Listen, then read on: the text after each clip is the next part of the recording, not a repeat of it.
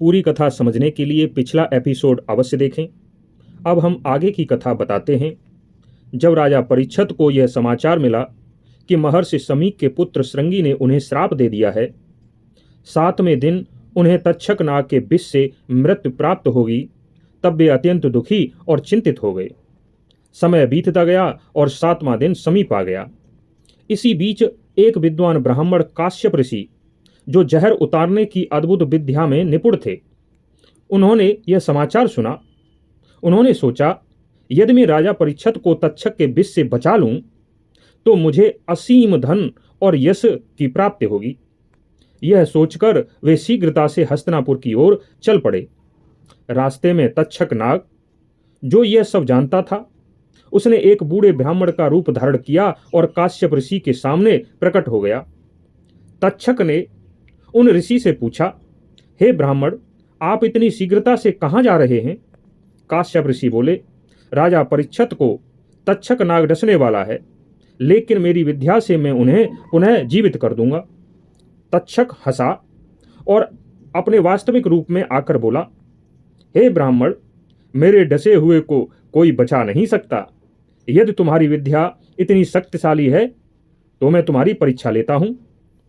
पास ही एक विशाल बट वृक्ष खड़ा था। तक्षक ने अपने तीव्र विष से उस वृक्ष को क्षण भर में राख बना दिया। उसके बाद वह बोला, अब यदि तुम्हारी विद्या सच में प्रभावशाली है तो इस वृक्ष को पुनः जीवित करके दिखाओ। काश्यप ऋषि ने ध्यान लगाया, अपनी दिव्य विद्या का प्रयोग किया और उस बट वृक्ष की राख को अपने हाथों में लिया। अचानक राख में अंकुर फूटे। कुछ ही क्षणों में वह पौधा बढ़ने लगा और फिर से वही बट वृक्ष पूर्ण रूप से जीवित हो गया।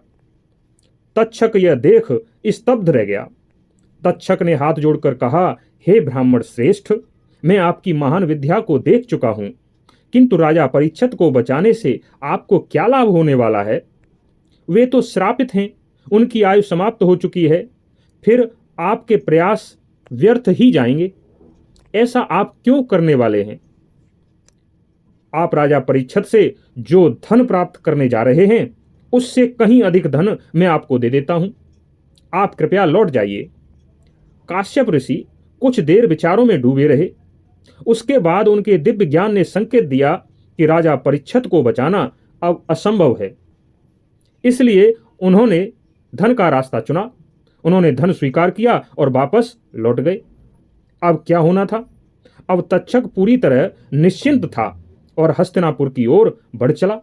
लेकिन उसने राजा परीक्षित को मारने के लिए कौन सी युक्ति अपनाई, कैसे उसने राजमहल में प्रवेश किया और अपना कार्य पूर्ण किया, यह सब जानने के लिए अगला एपिसोड अवश्य देखें। चैनल को सब्सक्राइब करें, बेल आइकन दबाएं ताकि हमारी नई वीडियो सबसे पहले आप तक पहुंचे। लाइक करें, शेयर करें और अपने विचार कमेंट में जरूर लिखें। धन्यवाद।